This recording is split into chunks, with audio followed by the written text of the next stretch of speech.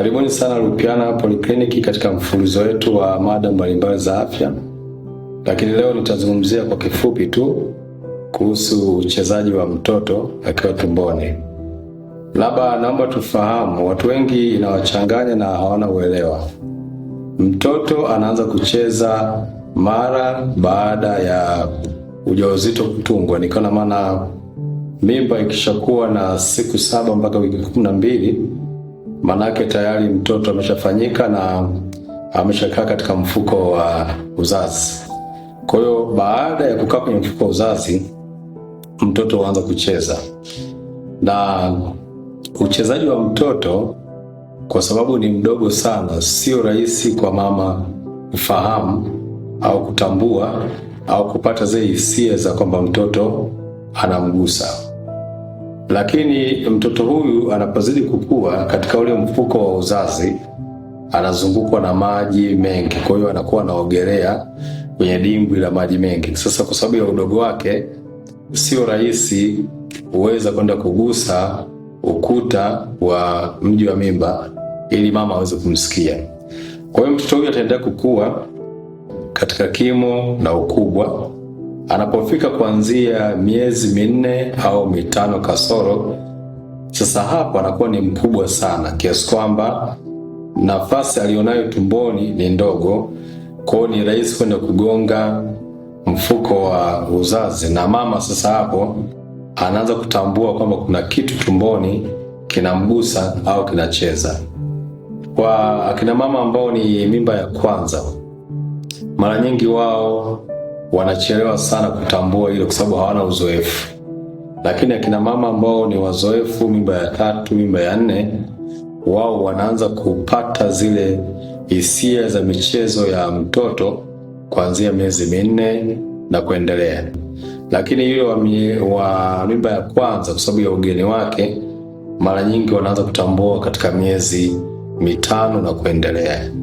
Sasa kuna wengine huwa wanasema namsikia mtoto anacheza katika miezi 2 au 3. Ile si kweli anamsikia anacheza, ila anakuwa na hisia za mtoto kucheza. Kwa hiyo ukishakuwa na hisia kichwani za mtoto kucheza, ni kweli utasikia kama anacheza, lakini si kweli kwamba unamsikia anacheza.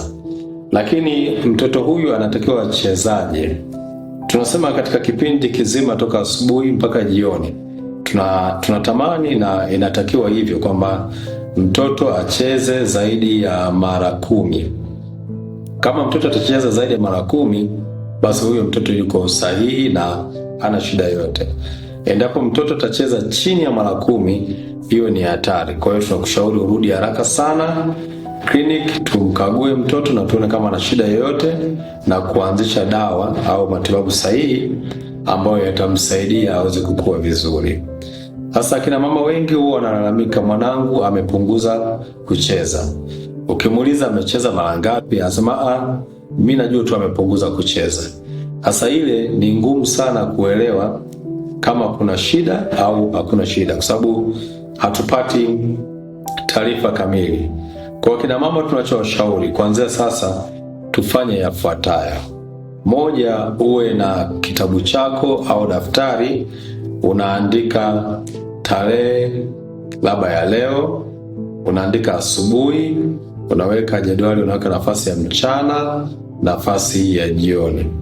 Sasa asubuhi, baada ya kuamka, ukishapata kifungua kinywa labda ni chai au ni supu, chochote unachopata, tunasema mara nyingi mtoto yale masaa 2 ya mwanzo baada ya kula chakula huwa wanachangamka, wanaanza kucheza sana. Sasa yale masaa 2 ya mwanzo, ukishakula tu chakula, jitengee masaa 2 tu, umfuatilie mwanao anacheza mara ngapi.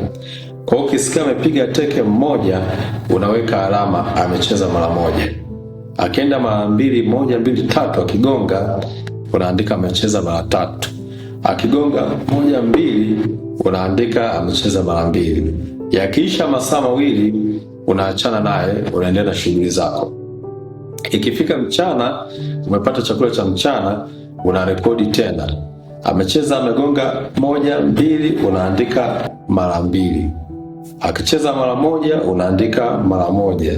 Akicheza mfululizo 1, 2, 3, unaandika mara 3.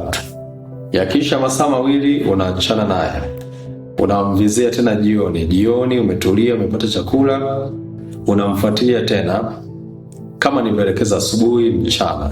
Sasa kabla ya kwenda kulala unafanya mahesabu yako toka asubuhi, mchana na usiku, jumla amecheza mara ngapi, unajumlisha hesabu za asubuhi, za mchana na za jioni. Tunataka zizidi 10. Kwa hiyo ukiona amecheza zaidi ya mara 10, basi mtoto wako yuko vizuri, usiwe na wasiwasi wowote. Akicheza chini ya 10, hiyo ni dalili ya hatari ambayo sio nzuri. Tunakushauri ufike haraka sana, tuangalie amepata changamoto gani. Sasa katika uchezaji huu, kwa uzoefu na kuwafuatia watoto wengi wanacheza kati ya 100 mpaka 150. Akipunguza kidogo anaweza kushuka 80 au 100. Huu ni kwa uzoefu. Kwa mama, unaponiambia mtoto amepunguza kucheza, na tamani sana uniambie mtoto wangu nimemfuatilia huwa anacheza mara 80 au mara 90 au mara 100, lakini sasa hivi amecheza mara 3 toka asubuhi. Najua hapo kuna shida. Hili ni jambo la msingi sana kulizingatia. Na bahati mbaya wengine wamejitahidi kuona mtoto amepunguza kucheza, wameenda kujiuliza kwa watu wengine ambao sio wataalamu, na watu wengi wanapenda kuuliza watu wengine. Wanawaambia hiyo ni kawaida tu, huwa anapunguza kucheza afa anarudi kwenye hali ya kawaida. Sio kweli. Na wengine wamechukua tu hata kufika hospitali kwenye vituo fulani na kuomba msaada kwamba mbona mwanangu amepunguza kucheza, lakini wanawajibu tu kiurahisi kwamba ni kawaida hiyo, usiwe na wasiwasi. Sasa wengi unakuta wakichukulia kama kawaida, baadaye wakija tunagundua tayari mtoto ameshapoteza maisha. Na ukimuuliza anasema mimi niligundua amepunguza kucheza, lakini nilienda kuomba msaada, nikaambiwa ni kawaida, nikarudi kupumzika nyumbani. Kumbe haikuwa kawaida. Kwa hiyo usipoifuatilia vizuri, ni rahisi sana kumpoteza mtoto akafia tumboni. Labda tufahamu kwamba mtoto anapofariki tumboni huwa hafi ghafla, anakwenda kwa hatua. Hatua ya kwanza, anapunguza kucheza, ile urushaji wa mateke, mkono, ngumi, anapunguza kucheza, anatulia. Akishatulia, moyo ndio unakuwa wa mwisho kusimama kufanya kazi. Anaweza kaacha kucheza leo, asicheze kabisa, lakini mapigo ya moyo tukayaona. Kwa hiyo tukiona mapigo ya moyo, basi tunamtoa haraka sana, kwa sababu akiacha kucheza huwa inachukua siku 2 mpaka 3 ndipo moyo unasimama, anakuwa amekufa. Kwa hiyo kuna wengine anakuambia nina siku 5 sijamsikia akicheza. Ukishaona hivyo unajua tayari tumeshamkosa mtoto. Lakini akikwambia toka jana jioni mpaka leo hajacheza, sisi kama wataalamu hatuna mashaka sana.